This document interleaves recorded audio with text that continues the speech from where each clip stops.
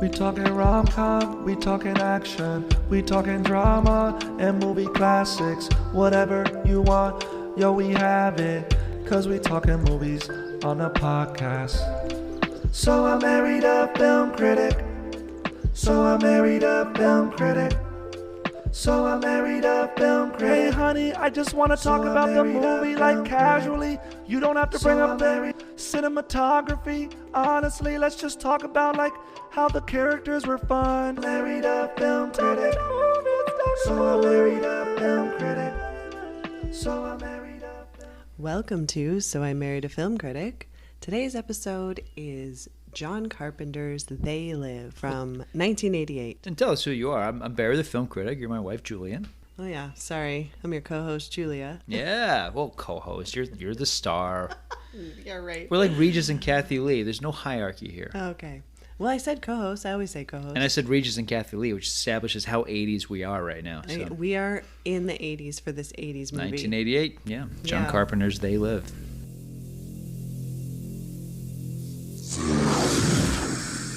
Our masters! What do these things want, and why are they here? You still don't get it, do you, boy? They have recruited the rich and the powerful. They're running the whole show. Wake up!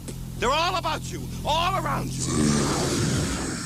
Blinded us to the truth. Take a look. They are safe, as long as they are not discovered. I don't know what they are or where they came from, but we gotta stop them. Stay away from me. Put these on. They have us. Look at them. They're everywhere. Our owner. We have no other choice. I don't like this one bit. Leave it alone, man. It ain't none of my business. Ain't none of yours. We have been lulled into a trance. Listen to what I'm saying to you. We're in trouble. The whole world's in trouble. Control us. You're sending some kind of signals out of TV sets. I've got one that can see. Mama don't like tattletale. Now we start spilling some blood. Let's go. Push a button. I have come here to chew bubblegum and kick and I'm all out of bubblegum.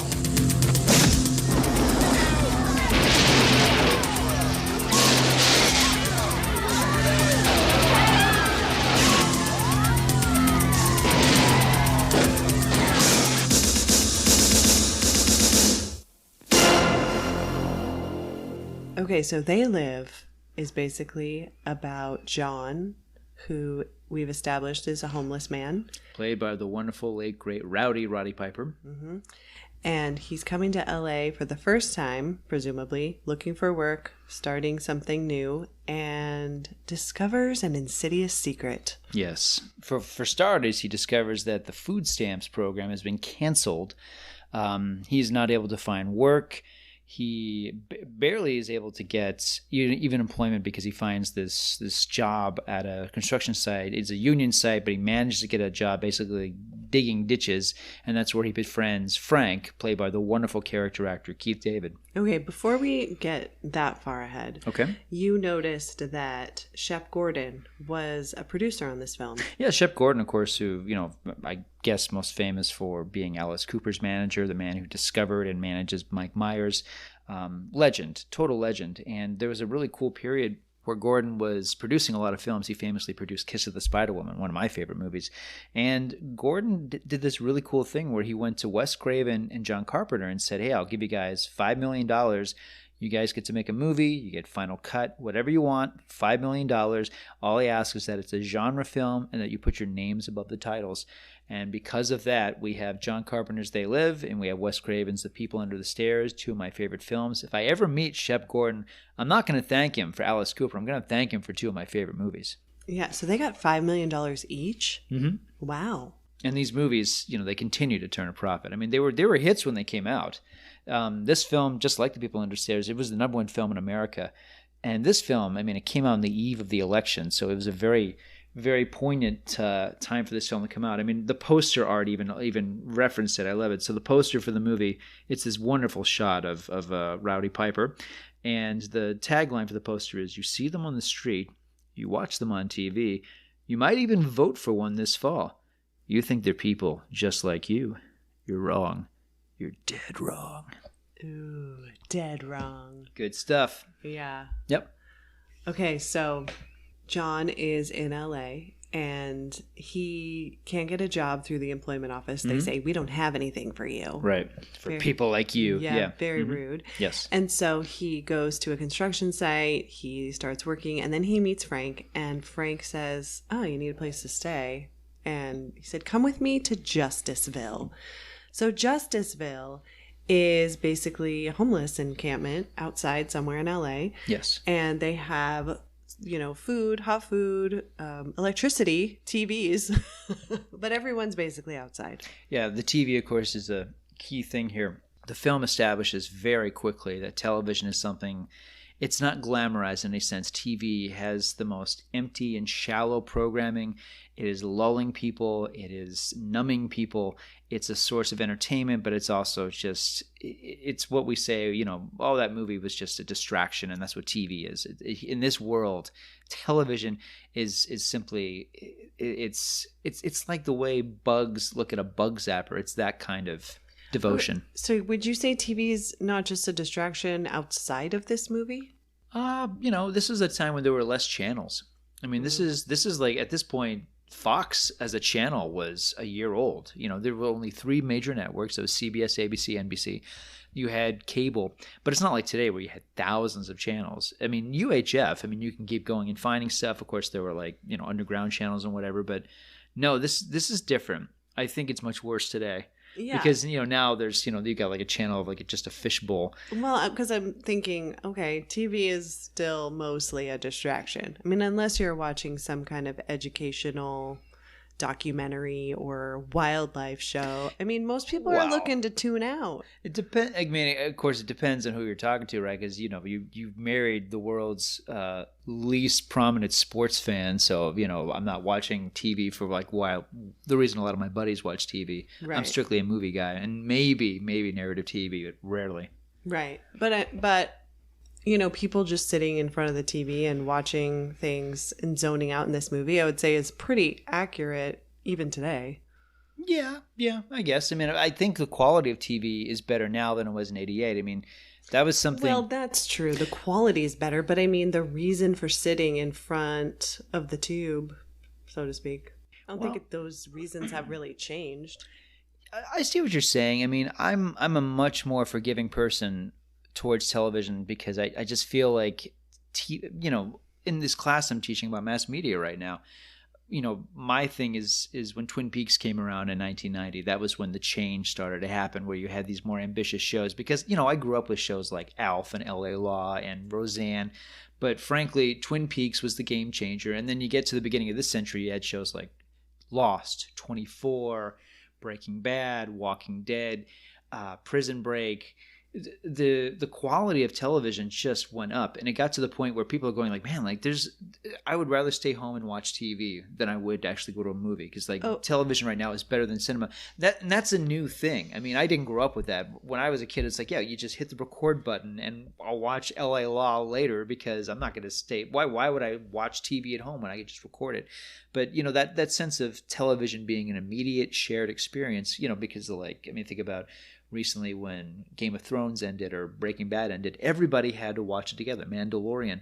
We're at that point now where television is exciting and the quality is there. Right. Okay. I see your point, but because the shows they're showing in They Live is news and terrible commercials. Yeah. I mean, it's almost it's almost like watching like the Home Shopping Network, or just a chant where or the way it used to be. I don't know what regular TV is like. You and I. We don't have regular TV anymore. I think like most people, we have streaming. Mm-hmm. But I know that there are channels where I think after like 1 a.m., I mean, it's just a string of stupid infomercials. So just to like watch even an hour of that, it is just the most soul-sucking, numbing, stupid, pointless, numbing experience. And that's where this movie is. Yeah, that's where this movie's coming from. So, okay, so John and Frank are kind of eating in Justiceville and getting to know each other, and Frank is telling him he's from Detroit, he has a wife and kid back there, he was working in the steel mills, and then the steel mills basically laid everybody off. And he talked about how they worked so hard, and then they shut down and all the shareholders got all this extra money instead of employing people. Kind of sounded to me like those bailouts that we've had in different recessions. It even sounds like the famous case, you know, the film that made Michael Moore a name, Roger and Me, where the GM plant in Flint, Michigan shut down. And, you know, similar sort of dynamic. You know? Yeah. And so he's kind of asking John about, I don't know, his work life and everything. And John's like, well, I go to work, I do an honest day's work, I get paid, and I follow the rules. I believe in America. I follow the rules. Yeah, it kind of sums up his character. The whole deal is like some kind of crazy game. They put you at the starting line, and the name of the game is make it through life. Only everyone's out for themselves and looking to do you in at the same time. Okay, man, here we are. Here we are. Now, you do what you can. But remember, I'm gonna do my best to blow your ass away.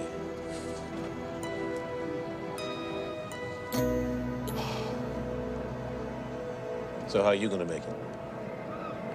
I deliver a hard day's work for my money. I just want the chance. It'll come. I believe in America. I follow the rules. Everybody's got their own hard times these days. Yeah, I believe in America. I follow the rules. And so here we're establishing that John is a pretty just straight-laced, good guy, decent person who just wants to get back on his feet. Yeah, and as you noted very quickly, I'm really impressed that you noted this detail because it never stuck. For whatever reason, I never noticed it before, but he's wearing a wedding ring. Mm-hmm. So is it someone who's no longer with him? Is it someone he's going back to? Is it someone he's never forgotten? Did he steal the ring? We don't know. It's like, I mean, there's a lot of possibilities there. And the film never tells us. Okay, so in Justiceville, there's a few people watching this TV, and all of a sudden it's like, you know, white noise, and a TV hacker comes on, and you kind of hear some different things like annihilation of consciousness, and we are focused on our own gain. Like they are focused on their own gain. They want to keep us asleep and sedated and selfish. And the people watching are like, what's going on with this channel? Yeah. And they're like, they keep talking about how they have headaches. Right. It's interesting because this came out right around the time of the Max Headroom hack, a very famous incident where it was a regular channel and suddenly a hacker broke into the network feed, dressed in a Max Headroom mask, did this bizarre little piece of performance art, and then mooned the camera. It was a very famous hack. Oh, was that before or after this movie? I believe it was right before. Yeah. Oh, interesting. Yeah. Okay. So we see that there's some hackers trying to get a message out to people, like an alternative message, but we don't know where it's coming from. So John goes into the church across the street. He kind of sneaks in. He's a real nosy guy, which I can appreciate. I like it when people are trying to find out some kind of mystery. You wouldn't have much of a movie if he just sat and ate. Yeah, that's true. So he goes into the church, and on the wall in big letters, it says, they live, we sleep. Along with that sign, we see science stuff and all of these sunglasses. So John is just kind of looking around like, what the heck? And then he leaves. And later that night, the police come and basically bulldoze Justiceville. It's the saddest thing ever. Yeah, I love this scene. I love it so much. Yeah, Carpenter, I mean, you know, just to step back from it for a bit, I mean, this is a blue-collar movie about a white-collar world.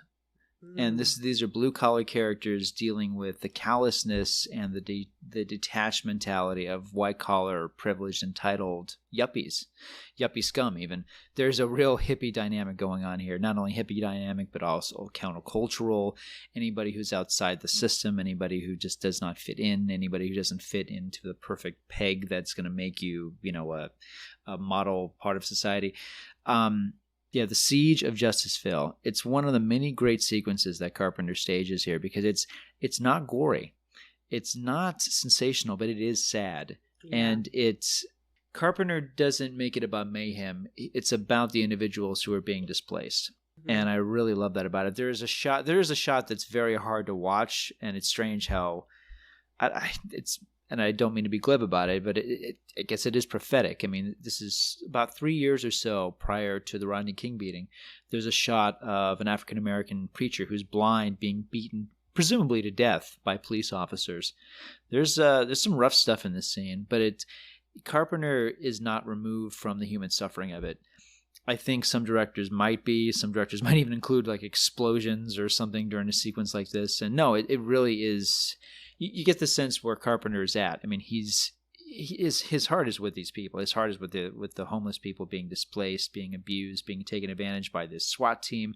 But as you've indicated, it's puzzling because you're going, why? Why are they hitting this homeless camp so hard? Yeah, I'm wondering if it was one of those things, where cities do these homeless sweeps every once in a while, and they're like, all right, it's getting too big, it's getting too crowded, we're just going to destroy everything. Yeah. Then everyone disperses and creates new ones somewhere else, and then they destroy that one. It's just like a vicious cycle. Yeah. Well, you mentioned the preacher, and he was in the beginning, and John sees him, and he's talking, and he said something about you're being owned, you're all you don't even know that you're being owned right now. And I just thought that was an interesting thing that he said, because it's like, where is this coming from? What's he talking about? Yeah. And I didn't realize he was blind till later. Yeah it's funny too, because on the one hand, a lot of the dialogue you're referring to, it's a lot of foreshadowing, because we later learn what it means to be owned in a world like this. But at the same time, it's a lot of paranoia hippie talk. So I love that you connected to this dialogue, because it's something your father would always say to me, like, it's not paranoia if they're really after you. And that's what this film is about. Maybe he's right. Okay. So Justiceville is destroyed now, and John is kind of hanging around, and he had discovered like a hidden door in the church with all these boxes. So he goes back to the church and he steals a box. He has no idea what's in it. He goes to that famous alleyway and he opens the box, and he's like, sunglasses? Like a box full of sunglasses? All right. They look like a box of like knockoff Ray-Bans. Yeah, like, okay. So he basically hides them in a trash can. And then he ends up with one pair, and he's like, I guess I'll just keep these. And he's walking down the street, and is that when he puts them on for the first time? Yeah, first time. Yeah. I think he just puts them on because he's like, oh, it's kind of sunny out here. Right. Yeah. No, I think he took the box thinking presumably that there'd be drugs in there, because we see, as you said, like a science. It looks like a science lab setup. So you assume like, oh, maybe this is making designer drugs. Maybe that's what's going on in the church. Oh, so he thought there would be something more insidious? Maybe something of value or something. He's going to become a drug dealer? No. I'm not saying that. I'm just saying, I mean, who knows? But the thing is, I mean, what we learn, because what John learns too, is that the church isn't just an outrage for the homeless people. There's something going on. Yeah, because the choir is singing, but he finds out it's just a recording. Exactly. So it's a total just facade. And Frank tells him, leave it alone. These are good people. I don't want any trouble.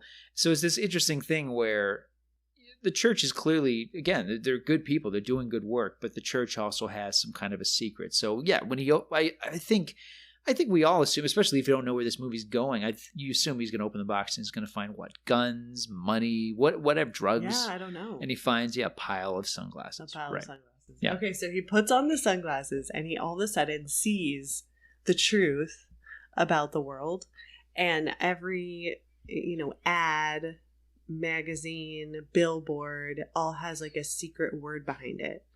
And they say things like obey, submit, stay asleep, consume, no ideas, buy, do not question authority, conform, my favorite, marry and reproduce. It's like, oh, is that a message we're getting these days? I don't think so. And then on the money, this is your God. Yeah, which is fantastic. And then work 8 hours, sleep 8 hours, play 8 hours. Yeah, this is one of my favorite scenes in cinema, frankly. because John lives in a color world, but he puts on the glasses and it's black and white. It's devoid of beauty. It's devoid of color. It's this black and white world. And basically whoever this enemy, whoever this insidious presence is, they are here, they live, they've won. They've won. We are surrounded by subliminal messages. We see that there are subliminal messages that are playing on an audio transmitter. And yeah, it's like sleep. That's right. basically what it Surrounded does. by these subliminal messages, you could only see them with the sunglasses, and the sunglasses give you a black and white perspective of the world. And Carpenter is like a lot of film nerds like me. I mean, he loves black and white movies, but this is not a celebratory use of black and white. This is saying this is what the world really is, and it's devoid of color. It's ugly. It's film noir in a sense, but it's so much uglier than that, because this is LA and it's already looking. It's not like a nice part of LA. Yeah, it's yeah. just like buildings and concrete jungle. Yeah, this isn't LA Confidential. This is ugly late 80s Los Angeles. It looks bad, and really the black and white doesn't really make it look any better. Yeah, so he picks up a magazine, you know, like, I don't know, like a People magazine or something, and every page has one of those sayings on it. And then he looks over at another guy and he sees that he's not human. Yes. So yeah, realizes that some of the individuals, not all, but some of the individuals on planet Earth are indeed aliens. Mm-hmm. And as the film shows us really quickly, that the aliens are rich white yuppies.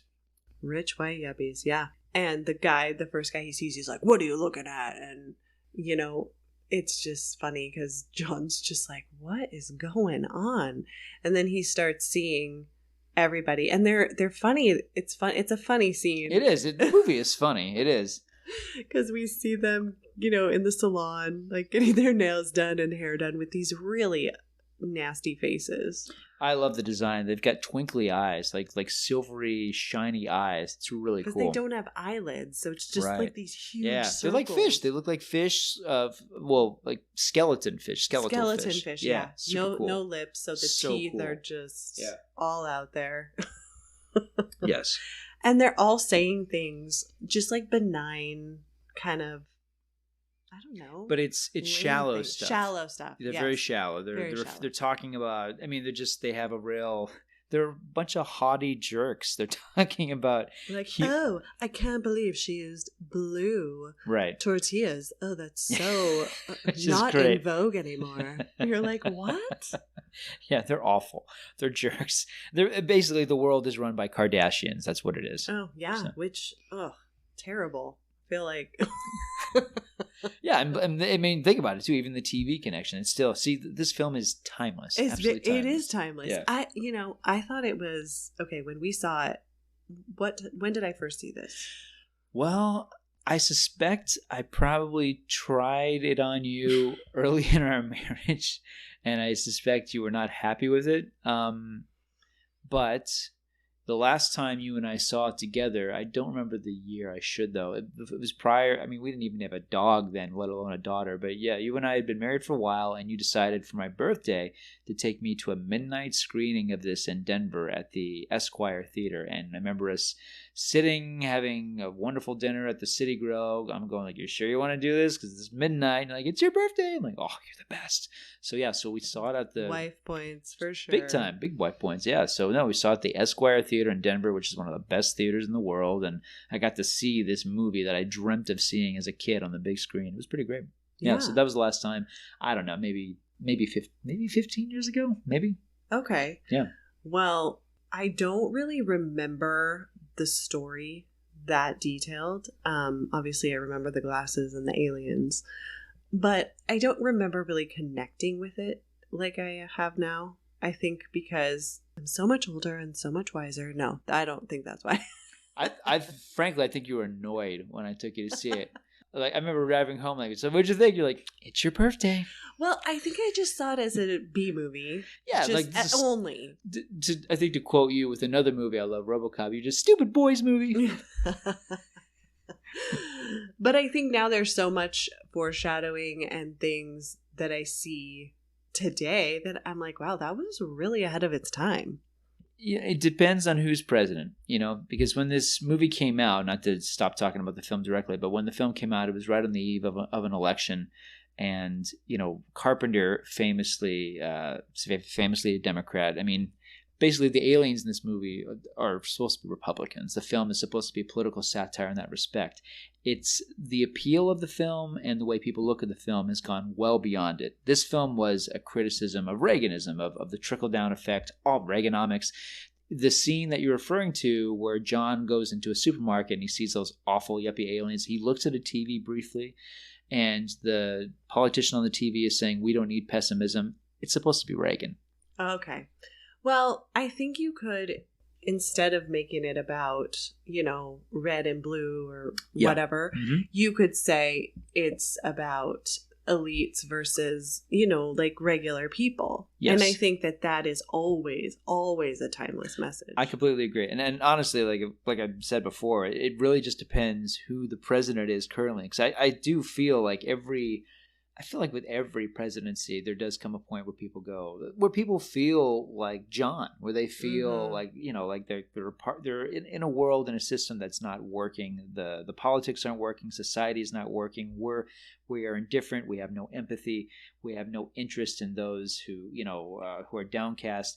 I feel like we kind of cycle back to this train of thought, and it just depends on where you stand, but also how you see the world. And this is obviously a very cynical view of the world, but I mean, this was made in 1988. The fact that it still feels, like it has relevancy. I told you the last time I personally watched this movie was right around the time of Hillary Clinton and Donald Trump doing their TV debates.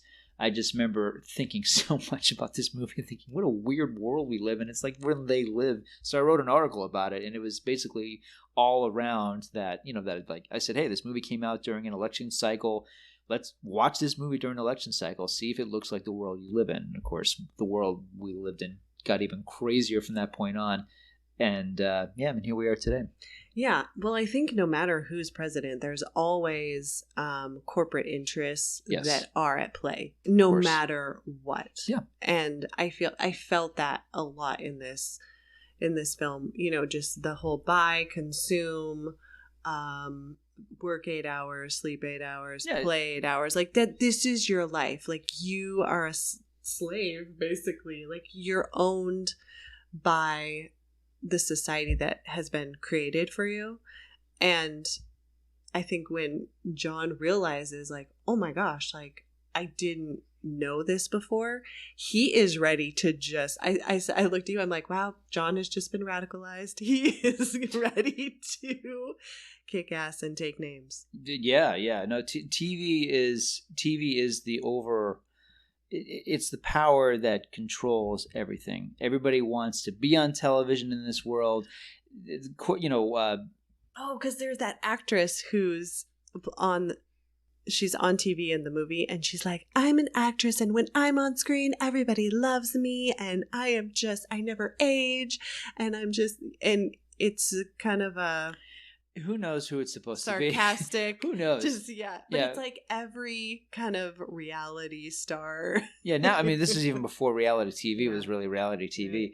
But I mean, who knows? I mean, maybe Carpenter was, I don't know, thinking of, just to throw out a name, Elizabeth Taylor. Like I don't know. Someone from Dynasty. Joan Collins. Yeah, exactly. Maybe that's a better. But yes, so this sequence, which is so brilliant because it is very funny. It's very inventive, the back and forth. I mean, the decision to have the real world be in black and white and John be in color, I thought it was brilliant, so you really get a sense of what he's seeing with the glasses. By the way, this is exactly 10 years before The Matrix. Quite brilliant. Same story, but a guy who is able to see the real world and realize that we have already lost the war, that there is something bigger that's controlling everything. That we live in a matrix. Basically, yeah. No question. So yeah, it's pretty funny too because Because it's funny. Like he doesn't go for a second opinion. He just starts shooting. Yeah. I mean, you said. I mean, my gosh. I mean, this is like the fastest. Like, okay, I'm gonna be He's a like, one-man revolutionary. Yeah, he's basically like, okay, this is terrible, and it's time to take matters into my own hands. He doesn't act like anybody else seeing this. No, it's like he's just like, okay, it's on because because is crazy. he starts looking, and the aliens notice him noticing them, Yes. and they're on their little watches, like, okay. And not only on their watches, they're on their Rolex watches. They're on their which is Rolex fantastic. watches. And it's this woman who looks at him and says, "I've got one that I can see," which I love. Yeah, and then cool. They're all coming towards him, and they're describing his appearance so that the cops can find him. Oh, wow, Barry just pulled out a "They Live" sticker with the woman who says, "I've got one that I can see," in her nasty face. Yeah, it's so freaking cool. Oh, because he starts insulting the aliens. It's a formaldehyde face. Yeah, it's very juvenile, but I mean, what do you do in this situation? I mean, I would be at a loss for words, and he's literally stumbling around this supermarket dumbly with sunglasses, staring at everybody and saying, "You look okay. You not so much." Yeah.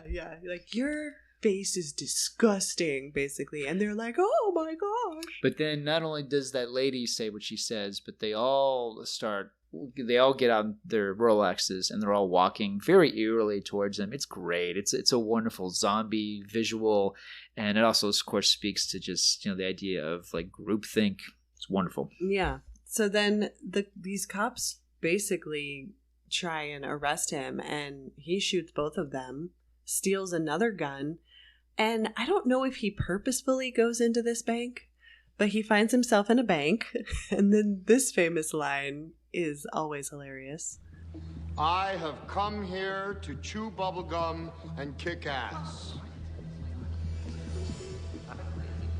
And I'm all out of bubblegum. And then he basically starts shooting all the aliens. He really does a good job of trying to not... He's a great shot. Yeah, I mean, he get gets the them all. humans. Yeah, because there's a lot of obstacles. There's a lot of real people in the midst of all these yuppie aliens, and he gets all the aliens. Yeah. Yeah. Okay, so then does this start the second act, or? Yes, because he's on the run. He becomes a fugitive, and he's hiding in a parking garage, and we meet Meg Foster's character, Holly, and she's going to her car. John immediately, grabs her and says, I need you to take me someplace, and they drive off. He basically kidnaps her. Yeah, takes her and hostage. says, take me to your place. And she's like, I really don't want to do that. And he's like, you have to. So she does. So we see them go to her apartment, and it's a really nice apartment. Yeah, full of very 80s artwork. Very 80s, yes. Yeah. And, she obviously thinks he has very nefarious intentions. Of course. And he's just like sitting down on the floor like, I can't believe what's going on, of course. And he wants her to put on the glasses. And she's like, I'll put them on, but if I don't see anything, I'm still going to see what you want me to see, which I thought was interesting. And then she gets a glass of wine, and then I don't even know what happened. Well, I want to say too, like one of the things I like about this scene is the audience is totally on his side, even though he's kidnapped her. The way the character Holly is playing it, she's aware that this could turn into a rape or this could turn into something awful. He has no intention of that. She doesn't know that. He just wants her to look at his sunglasses. Yeah. Which sounds like the most insane thing, because it is. Yeah. Yeah. He's finally like ready for somebody to see what he sees. Yeah. Yeah, after he's killed a bunch of aliens. Quite a few, in fact. Yeah. And then we have an amazing reversal. Yeah, where it's an overhead shot, and as a film scholar who's a lot more brilliant than I am noted, it's right out of Psycho. It's right out of the Martin Balsam staircase murder in Psycho. We get this overhead shot where we're looking down at them, where John just kind of stupidly goes to look out the window, and she does like this wonderful twisty action where she smacks him in the head with a bottle, pushes him out the window with the force of Dwayne Johnson. He goes flying through the air. It's fantastic. It's an amazing stunt. Yeah. Yeah, and you said he did all his own stunts. Yeah, apparently, all of them or most of them. I don't know if he flew through the air. I kind of doubt that, but yeah, of course, Roddy Piper being a professional WWF wrestler at the time. Apparently, I mean, the word is that he did all of his stunts. I don't know if he did that, but if he did, he definitely rolled down that hill. Oh yeah, that's definitely him. Yeah, you can't get a stuntman with a mullet that good. You just can't. That's true. The mullet is something to behold in this film.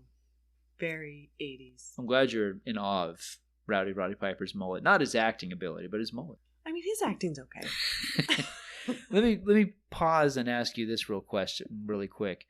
I've always said, I love this film. It's my favorite John Carpenter movie, to bury the lead a little bit. But I've always said, you know what? If Carpenter got his man, if Kurt Russell was playing this role, better movie, huh? Oh, yeah, man, I know, so right? Right.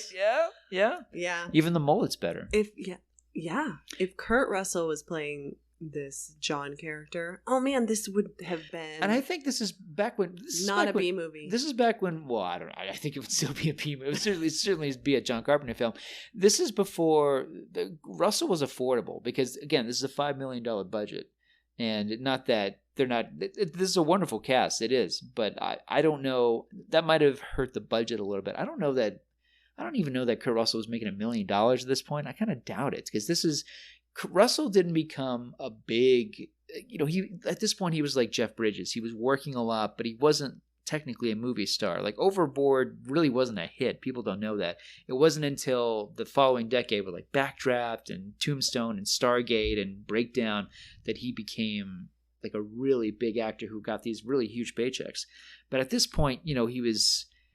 he was kind of known for being a former Disney child star. He was known for Escape from New York. He was a former Disney child star? Yeah.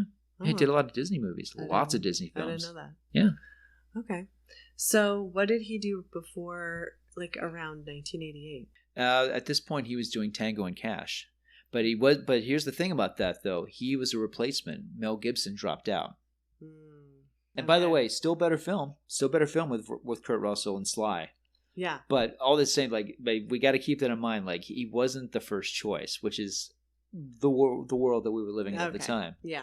Clearly, aliens were running the world in 1988, because you always cast Kurt Russell first. You don't go to Mel Gibson. You go to Russell. Yeah. It would have been amazing with Kurt Russell. No offense. As John? Yeah. No, to Roddy Piper. I feel the same way, because and I'll get into it. I mean, this is a big film for me. This is one of my favorite movies, and I do love it so much, even in spite of its B movie qualities. But yeah, I think of what Kurt Russell could have been in this role. And look, I have no insider information. I don't think he was ever up for it. I don't think John ever considered him. I don't know. For my knowledge is that it was always going to be Roddy Piper. But you're just saying, hey, I got two actors with great mullets, and Kurt Russell is the better guy. I agree with you. If we're going to do it, well, I mean, on the mullet scale. All right. Well, this is 88 though. So are we going to go Kurt Russell or Patrick Swayze? Yeah. This is Swayze post Dirty Dancing. I know. I think pre-Roadhouse. Kurt Russell will always be number one out of those two. Yeah, me too. Yeah. Okay. And I love another late great actor, Patrick Swayze. But yeah, Russell's the man. Yeah, totally. Okay. So he gets... Really glad we cleared that up. Yeah. Thank you for listening to us have that awesome discussion. Okay, so... he gets thrown out of a window.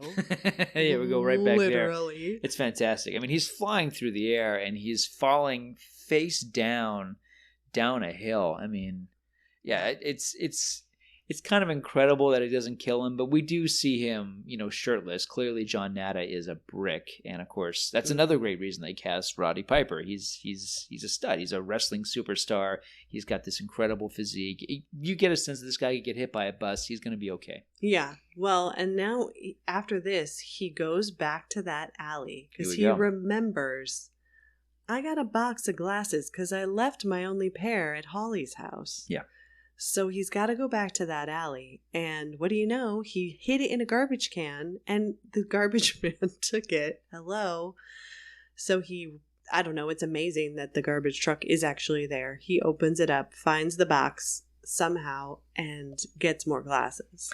And this is such a glorious thing, because had this movie been $20 million, they would not have done this. But because Carpenter's dealing with what he had, and it is a very leisure film. I don't think that's the same as being a boring film, but it's not a very fast movie. It takes its time to tell its story, it hit all its beats. But I love that not only is there a sequence where John has to climb into the garbage truck to find the box, but they actually put a camera in the garbage truck looking down at him as he's being poured out. Like, I love it. Like, again, it's not a stylish movie. Carpenter famously is not a stylish filmmaker, but because there's not a lot of money and you're trying to find interesting ways to tell this story, you have that shot. You have a scene of him like sifting through garbage. Like, I loved it. The hero of this movie is not glamorous at all. No, he's not. Yeah, and his plight is not glamorous. It's he suffers a great deal for his heroic acts, if you want to call it that. So then Frank comes and he's like, here's some money. Yeah, here's your severance pay. Yeah, because he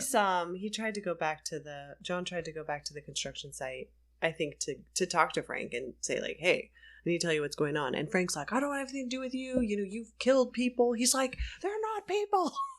They've had a rough couple of days. Yeah, I've had a rough couple of days. Yeah. And he throws this money at him, and then John says, please put on these glasses. And Frank's like, no, I'm not putting on your glasses. And then what ensues is the longest movie fight? It was at a time. I think something else has surpassed it. But I mean, for 1988, yeah, it was stunningly, astonishingly, hilariously, shockingly long, because it stops a couple times and then it keeps going and then it stops again. You think it's definitely over and then it keeps going. It's amazing. As a kid, my brother and I, my dear brother Marty, who's also the producer of the show, we used to watch it and time it. But like watching it tonight with you, I was just like counting the number of hits. It's like, this is amazing. Man, yeah. I mean, I'll show you. I'll share what I wrote in my notes. I wrote, Keith David jumps on Piper's nuts with his knee 5 times. I just had to write that down. Oh yeah. So John's basically like on the ground. Well, wait, who's on the bottom? Well, it's Rowdy Piper. At that point. He's on the bottom, and Frank is just like body slamming him, like torso to torso. Like it's some of the moves are really hilarious looking. The inside scoop on the fight. First of all, I should also say that apparently Piper and David, they got along famously during this film, and Keith David loved that Piper was showing him all these wrestling moves. And Carpenter thought it was fantastic too. So what was supposed to be like, I guess, one punch in the face and put on the glasses becomes this sequence. But apparently, like, there's a lot of rubber on the ground we're not seeing, so that helps cushion the fall because there's a lot of body slamming going on. And other than the punches to the face, nothing else was faked. Wow. So they really went for it. But they really dug each other. They said they were like brothers. It was like a WWF style fight. Well, I mean, even some of the moves that Piper lays on David, you'd sense like, he's doing the. Well, what I think is hilarious is he finds like a 2x4 under a car, right? And so he starts swinging it at Frank and misses him and hits Frank's car and shatters a window. And Frank's like, that's the thing that just pisses him off so much. He's like, oh man, nothing about the last 4.5 minutes of just getting his butt kicked. Right. He's like, you messed up my car. Yeah, now it's on. Yeah, this is not only is it believable, it's a sloppy, angry, crazy fight. And for me, it's the best. You said it was 6 minutes? Clocked in 6 minutes, although, depending on when you start, because that's the thing, is like, when do you start with the first blow? Do you start where he throws the glasses? Like, I don't know. It could be 6 minutes, 6.5, 7, depending on when. But yeah, it's 6 minutes technically. Yeah. So finally, John picks him up off the ground and forces the glasses on his face and kind of like makes him go outside the alley a little bit to see. And Frank is just freaking out, of course. And they go get a hotel room to just like shower, I guess. It's the one slow spot of the film, and I think the movie needs it, frankly, because I mean after the mother of all fight scenes, you really do need to like kind of gear down so your audience can kind of adjust to the awesomeness they just witnessed. Yeah, and they're kind of like, he's like, what's the plan? How long have these people been here? And of course John knows nothing. So they They don't really know what to do. Some time has gone by because the makeup gets better. Because when these two first check into this motel appropriately, I mean, their face looks like a melted meat popsicle. And I was wondering if that was just like a mistake or if they've been in this hotel. It is such a, while. it is a low budget B film. Yeah, maybe they're like, oh, we forgot to put makeup on Keith David. Like continuity wise, has it only been a few hours? I suspect it's been like a couple weeks because not only does he look pretty good, but he's buying groceries. Like, okay, and it's two dudes. I'm sure they're like, it's like beef jerky and, You think they've been holed up in this room for 2 weeks? Yeah, I think a lot of time has gone by. Wow, I was gonna say like 2 hours. Well, they've cleaned up. And I mean, seriously, Roddy Piper's face is swelled up when they check in. Yeah, that's true. And then he's back to just being all smooth and makeup. Yeah. So they just by dumb luck they wind up finding one of the guys who was running the church. And thankfully, it's a very clean scene. There's not a lot of exposition. We just cut to him giving them a piece of paper. Say, go to, we got a church. We got a meeting tonight. Be there. Yeah, he's like, the world needs a wake-up call. Right. Yeah. So then it's nice. It quickly brings them to the location, and we see this militia that's being formed.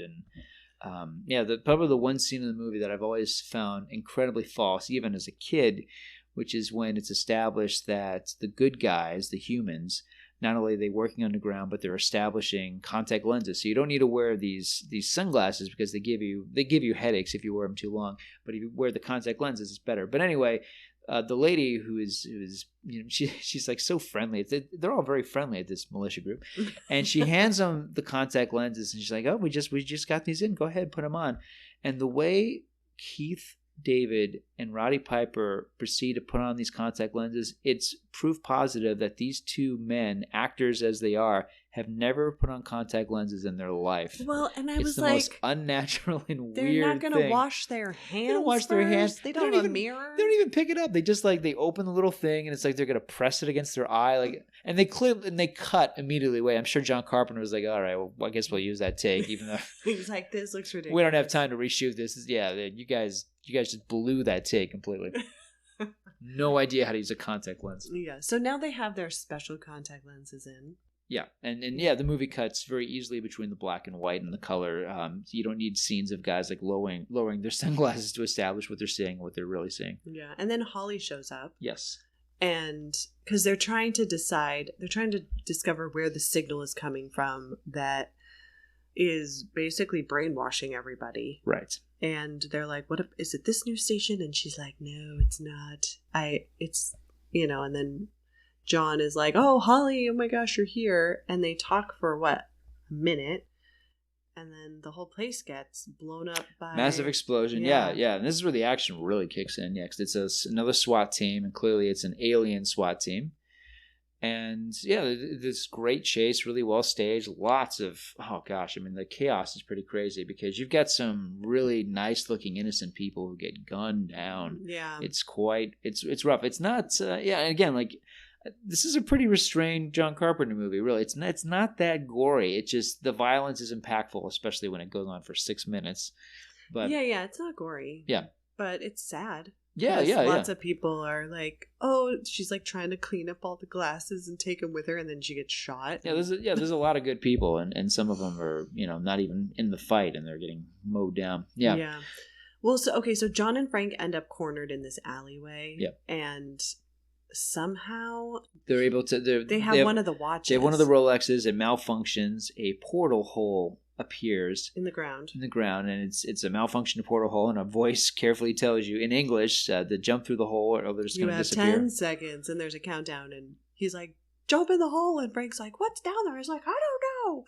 So they both jump down into the rabbit hole, like Alice in Wonderland going down the hole, and they suddenly find themselves in this really weird, like an underground base of some kind. Yeah. Although it's exactly where it is has always been puzzling to me in terms of the geography, because for one thing, you do see that arresting shot where it establishes how the aliens were able to travel from Earth to their planet. I love that shot, but their planet is visible in the distance. Yeah, that's probably it's like a little screwy. It's probably more of like a screen. It's probably not their actual. You don't think we're literally seeing it? We're just watching it? I don't know. It's because the first time I saw it, like, are they on a spaceship? It's not really well established. And then after that they find themselves in a dining room, in this big banquet hall rather. And it's a meeting of all the humans who've sold out and now it's an elite dinner, and they're basically, the guy is talking to them and he says, we've gotten the militants, and so we don't have to worry about that anymore, and y'all have basically earned 30% more money. It seems like a stockholder kind of situation. And the alien on stage is curious. He has a mustache. He's the one alien who's able to grow facial hair.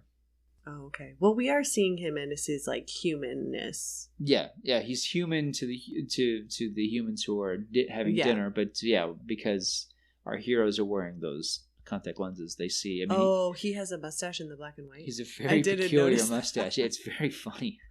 It's like a push broom mustache. Yeah. Oh, that's funny. So then they see. They just walk in this room like. And nobody sees them. And one of the Buck Flowers, the name of the character actor, what do we know him from? Is he the guy? I think he's the one who says "crazy drunk driver" from Back to the Future. Oh, I think it's the same actor, Buck Flowers. Yeah, great character actor. That's funny. Yeah, he was initially homeless in Justiceville, and now he's very slick, very, very car salesman. He's basically sold out. Completely sold out, and he gives John and Frank a tour. Because he's like, "This is the backstage of the show," and you're like, "Oh, okay, this is very He's like Ellis from Die Hard. He's that kind of ridiculously overly confident. He gives them a tour. So and then it's established they're in the station, the television station. Yeah. So what I think happened is this portal takes them to this underground base of some kind, because there's all these hallways and security guards that they somehow managed to avoid. And then they go into the banquet, and then I think that guy who knows zaps them somewhere else. No, I just think they've run through the hallways enough that now they're in the building of the station. Okay. That's the only way it would make sense. Yeah, I don't know. Because again, the scene, it's a really cool special effect for movie being 1988. But yeah, the shot of the aliens, it's a real cool thing because they're all in their business suits and they've got their suitcases and they zap themselves to the planet that you can visibly see in the distance.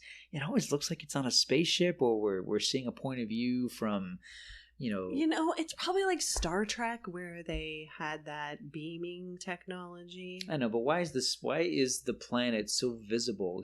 Because if it is in this building, if the entire climax takes place in a high rise or a skyscraper, why is the alien planet so Maybe there's visible? A portal. It's obviously a portal. It's a portal, but then shouldn't we be able to see this planet just looking up at the sky? I mean, it looks that close. No, because a portal would show you like a shortcut.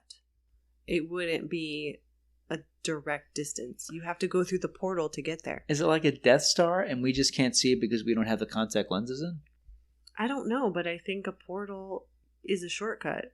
That we wouldn't see that because it's established that Earth is like the third planet they've taken over or something. Yeah. And they call it a third world, which is anyways. So I don't know. I think they just go through some kind of portal technology. Okay. I'm fine with that. Yeah. I mean, I love this movie so much. There's so many things I've forgiven it for. So many things. All right. So we get down to the big climax of the film, which is that Frank and John just start shooting. They just start. Yeah. Because he wants to get into the station where the news anchors are, and the guy is like, do you have your pass? And they're like, this is my pass. Yes. So yeah, guns are flying, they're running down hallways. They're very good shots, by the way. Yeah, I don't think there's any misspent ammo in this movie. No. I mean, nobody can shoot them. Yeah, but they can shoot everybody else. And then Holly shows up and he's like, Holly, and then she stabs everyone in the back. It's a great moment, yeah, because it's shocking and it seemingly comes out of nowhere. But I do want to give Meg Foster credit because every time I watch this movie, I'm thinking about who she winds up being in the end. When she first picks up John at the beginning of the film, she's playing it in a sense where Okay, does she know who he is in the beginning? Well, it's not that she knows who he is, but when he says, look at the world through these sunglasses, I think she knows exactly what he's talking about because she's already working for them. Oh, so right. when she shows up at the meeting, I believe she's a mole and she's trying to like stay close to him so she can follow him, so she could watch him. And also he's obviously part of the good guys. Right. And yeah. they don't fire a bullet in her direction when she's there. It's great because there's a moment where she's clearly making herself known to like the SWAT team. And I can suspect the SWAT team has been told like, don't shoot this chick. Yeah. Yeah. Yeah. Okay. Yeah, you're right. She's a sellout. Yeah. Yeah. From the very beginning, she's one of the villains of the film. We just don't know it. So it's a sad moment where he's got his gun pointed dead bang at the. Well, she kills Frank first. She kills Frank, and now I was like, no. Well, it's awful. I mean, she shoots him in the back. Yeah. It's terrible. Yeah. Yeah. And then she is gonna do the same for John. Yeah. Yeah. And then what? He shoots her. Well, yeah, it's a moment where the helicopter shows up and he drops his gun, but he thankfully has one concealed in his. Yeah, he's got a secret gun. A secret gun that he's kept in his very 80s sweater, and he pulls it out. He shoots her, and then he fires away at the signal, and then of course the men in the machine gun blow him away, and then he flips them off before he dies. Flips them off and smiles before he dies, which is so fantastic. Yeah, and then take that. Yes, and then we have this wonderful montage. It's so funny and so strange, where suddenly the signal is dead, and now the entire world can see the truth that is being televised, which is that, and it's not just what's on TV, but in the whole world. Yeah. Everyone's able to see who is an alien and who's a human being. Yeah. And it's crazy. You see initially it's just television. You see like this very banal. They're like, what happened to your face? Right. We see this very banal host and the co-host, and they're aliens, and we see car commercials and whatever. We see a guy at a bar watching it. There's a joke at the expense of John Carpenter and George A. Romero making movies that are too violent, which is like a real, and who hasn't thought that Gene Shalit's an alien? So it's a great jab. And then, as you said, I mean, the movie waited till like literally the last minute for gratuitous nudity. God bless you, John Carpenter. And it's a great joke because it ends on a sex joke. It's a very uncomfortable question. I'm like, oh, she didn't realize that she was on top of this alien, and that's the note the movie ends on, which is tasteless and hilarious at the same time. So that's They Live. Yeah, that's They Live. Now, would you change anything about the ending of this movie? Oh, I touch perfection.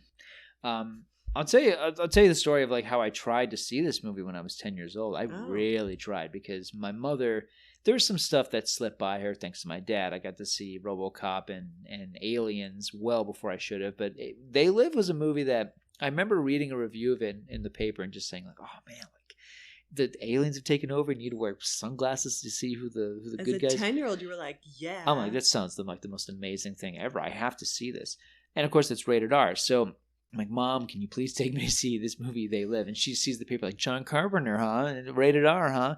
So she says, I'll make a deal with you. You call Richard Crawford, and if he says you could see the movie, I'll take you. I'm like, ooh. So Richard Crawford, family friend, went to college with my parents, went to their church, and turns out he was the manager of the Maui Theater, where this movie was playing. And at this point, there were only 2 movie theaters on the island. And, I wanted to see this thing. So I said, okay, deal. So Mom is like standing by watching me as I'm calling Richard Crawford.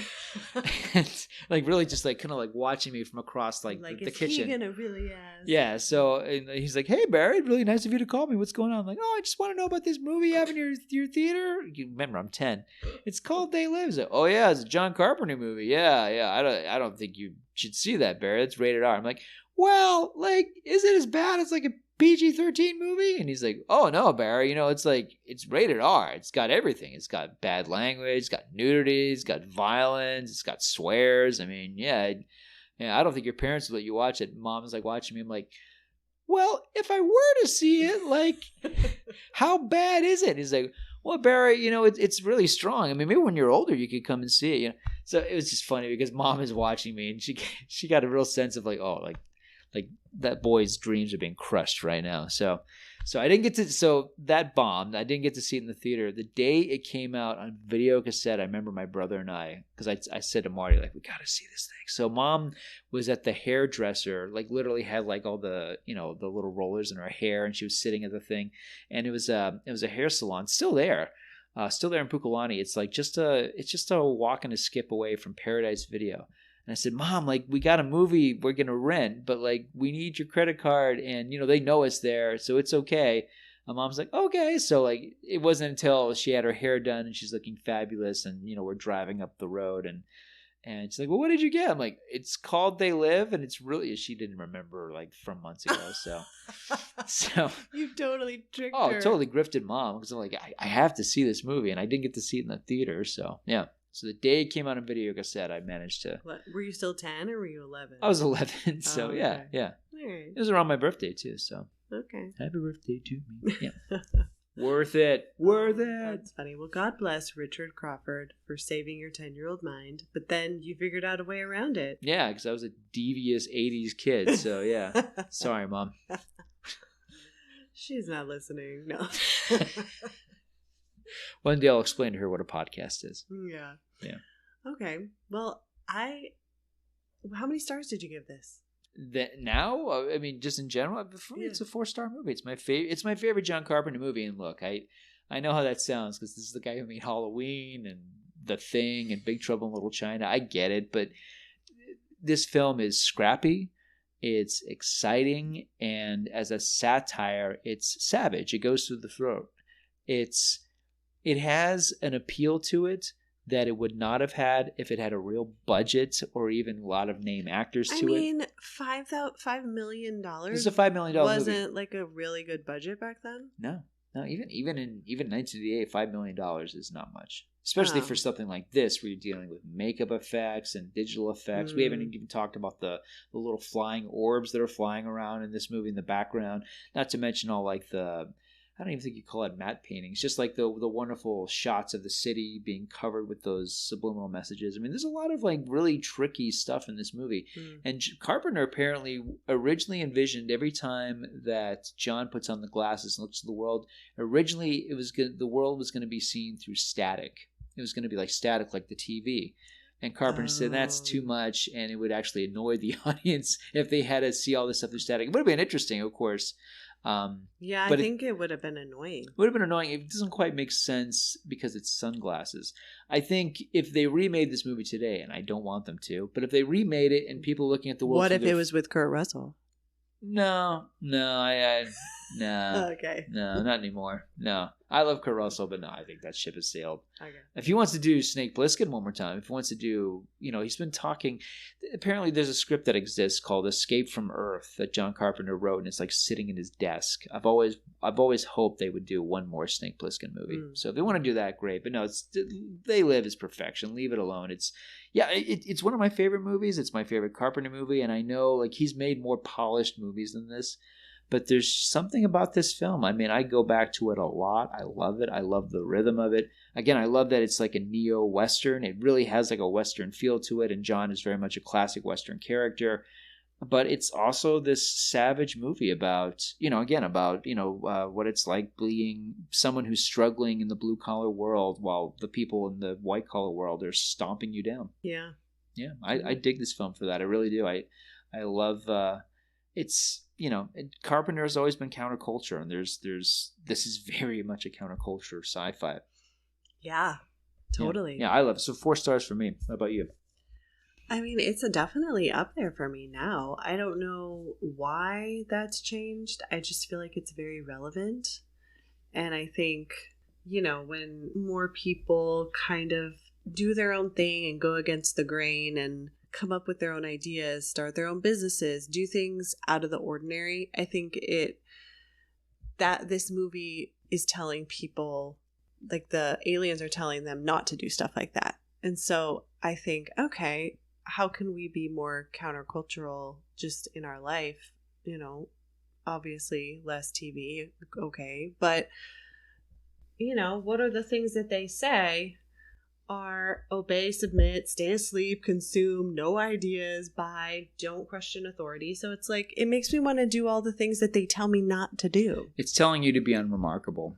Just submit, be unremarkable. Just do what TV is telling you. Do, you know, don't try to follow through on your dreams and your ideas. Just, you know, be a good little boy, make money for us, make money for yourself, and eventually die. Yeah, basically be quiet and go to work for 8 hours a day and sleep for the rest of it. Yeah, it's I mean it's awful. Yeah, it's awful. But I think that is a lot of our society and our world gives us those messages still. Yeah. I mean, I don't know. I mean, there's a big difference between someone who just lives an unremarkable life, because that's something. The older I get, you know, I meet individuals who, you know, they've had the same job their whole life, or they've, you know, had the same dream their whole life. They've lived in the same town their whole life, and I think there is something beautiful about that and profound about that. This is different. That's not this. Yeah, you know, this is basically telling you to be a zombie. Well, this is like, you know, this. For one thing, I mean, if you take the sci-fi completely out of it, if you take it out of it, just and you just look at this as a movie about a world where your TV and all of your media and all the standards and all the mentality of the people around you are what's guiding you. It's the only thing that's guiding you. Mm-hmm. You know, you have a very limited but shallow voice telling you what you can achieve in life. Yeah. And, you know, keeping you from any of the things that make you an individual, because it is about sapping the individuality away from human beings. Because, you know, these yuppies, they're very rich, but they, you know, the aliens that we see, I mean, what we know of them is that they're not ambitious. They've won. They have this sense of entitlement.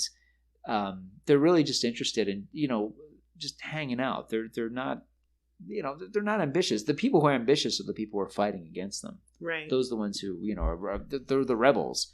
Whereas, you know, the aliens, they're just like, hey man, like, you know, I'm going to drive this car, I'm going to wear this mink, and I'm going to shop and buy stuff, and, you know, I'm just going to hang out because they don't know I'm here, so whatever. Yeah. Yeah. So I say we should be a little bit more rebellious or something. You know, not in like a bad way, breaking laws and stuff, but well, this is about obviously empowering. But like turning the narrative on its head sometimes, you know, where it's like, don't stay in the job that you don't like for your whole life, you know, just because maybe the benefits are good and you're scared to go out on a limb. Like, do something different, you know, do the things that you might be scared to do. I think that that's, you know, important, and not just being like, well, I just go to work, I come home, I'm not doing anything exciting. And if that's somebody's life and they're happy with it, I have no problem with that. But I think it's the people that are wanting to break free but that never do. That's where it gets. I want to encourage people to do those things. Sure. No, I mean, this movie is very much about resisting the man, whoever the man is, and what that means to you. Whoever the man is. Yeah. All right. Yeah, down with the man. I like that. I like that message. Okay. Wow. I don't know what we're empowering our listeners to do right now, but we're just talking about a movie. That's all we're doing. We're just talking about a movie. Talking about a John Carpenter movie from 1988. But yeah, I do love this film. I do. I'm not going to say it gets better every time I see it. I'm a little overly familiar with it. I've seen it so many times, but I just find myself kind of lost to it because I do, you know, it's not a world I want to live in, but I do love this world. I do love the idea of a billboard that just says obey. I love the simplicity of it. I love the directness of it. And I mean, don't you think we kind of live in a world like that a little bit? I mean, I was looking at some news stories and it was like, I think I told you about this. I was like, is this news? It feels like an advertisement where the news story was like, Reese's peanut butter cups are coming out with a 9-inch pie Reese's peanut butter cup for Thanksgiving. And all these comments of people that were like, oh man, it's sold out now. No. I'm like, is this a new, what? usually you have to like pay for advertising, but these outlets sometimes just like, oh, that's the story. And then you're like, oh, okay, I'm going to click on this and wait, what? This isn't even news.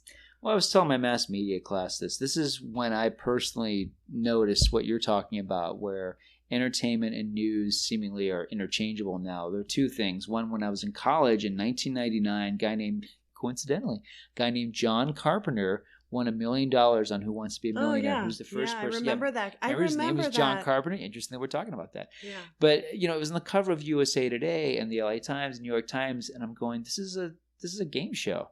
Yeah. There's a lot of there's some crazy stuff going on internationally. What in the world? This is the cover story news. People are talking about this guy won $1 million, John Carpenter, on a game show. Mm-hmm. The other thing, I'll never forget this. This was in 2004, I believe. And I was working, this is back when I was working at a publishing house, and I was basically living a Dilbert life with my little desk job. And I remember I looked at MSN, and then the three top news stories, it was Saddam Hussein. It was about Saddam Hussein, and then it was also about North Korea testing out a missile. And the third story was Chewbacca is in Star Wars Episode 3. Yeah, do I need to tell you which one I clicked on? But I just, that first two are too stressful. Third one, yes. But I thought, wow, I can't believe that is up there with Middle East and also North Korea, and then Chewbacca. That counts as news. I thought, wow, yeah, man, we're just entertainment news. I mean, that's the thing. It's it's both one and the same. Exactly. Well, the movie Broadcast News, which came out a year before, the year before this film. Broadcast News in 87, it's also about that, how there needs to be a difference between entertainment and news. Well, and now it's all about clicks and engagement, and right. So But even Patty Chayefsky's film Network also warned us about this idea that we're just going to be numbed. We just want to be entertained, and if news is going to be presented to us, it has to be done in an entertaining way, and that's a problem. That is a problem. Because obviously we want to hear about nonsense. We love hearing about nonsense and gossip. And this is the 80s when this film came out. I mean, this is when A Current Affair and Hard Copy were big. This idea of gossip TV, tabloid trash TV. So, yeah. So submit, sleep, consume. Obey. Watch TV. Watch TV. Yeah. All that stuff. No, I just thought it was very relevant after kind of seeing that Reese's peanut butter cup story going, this isn't a news story, this is an advertisement for Reese's, a very good advertisement. What? And now they've sold out. Okay, there are no more pies. I couldn't even get one if I wanted it, but I know about it. That's what you're really upset. You couldn't get any more pies. I'm I need that peanut butter and chocolate. That does sound really good. Yeah, but it See, it's a very effective story. It was, but it was my brain was no, there's something really wrong with a news station putting that out there on their feed, and everyone, hundreds of comments of people talking about this. I mean, of course, some of the comments are always this isn't news, who cares? But I was just blown away again, going, yeah, our news isn't really news. It's a lot of editorializing. Well, to go back to this movie, I think it is very funny to think, the aliens landed and they're like, what could we do to just distract these stupid humans? What could we do to make them not care? Oh, television. We'll take it over. We will distract them with TV. If anything, the subliminal signs and the audio recordings almost seem like an afterthought. Maybe that was the first thing they did, and they're like, let's just do TV, because they'll look at the billboards, but they'll really watch TV. Yeah. There's a great shot where where Roddy Piper is walking past a hardware store or whatever, and there's a bunch of TVs in the window, and we see this guy who's just watching it hypnotized. Oh yeah. Yeah, and that's that just speaks so much to, because you're right. Of course I don't disagree with you. At the beginning of this episode, you were saying well, Barry, isn't it just like that? Aren't we all numb with TV? I'm somebody, not only because I love all this stuff, I love the arts, I love this stuff so much, and when I'm walking my dog late at night, I'm walking past houses, and it's oh, the glow of the TV, it's everyone's watching TV, that's so cool. But in a sense, you're right. I mean, like, we are obsessed with this stuff. We do. Yeah. We rely on it. We're obsessed with it. We'd certainly watched way too much of it. I mean, if our internet went down globally for, I don't know, a day, people would lose their minds.